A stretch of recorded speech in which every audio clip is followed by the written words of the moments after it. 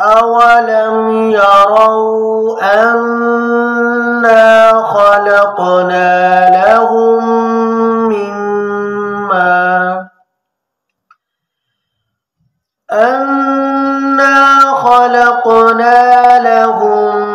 مما عملت أيدينا أنعاما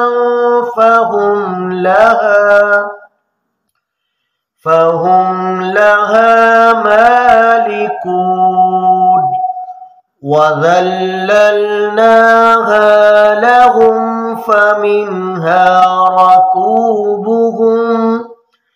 فمنها ركوبهم ومنها يأكلون ولهم فيها منافع ومشارب أفلا يشكرون واتخذوا من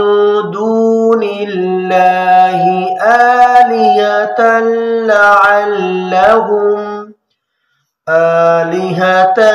لعلهم ينصرون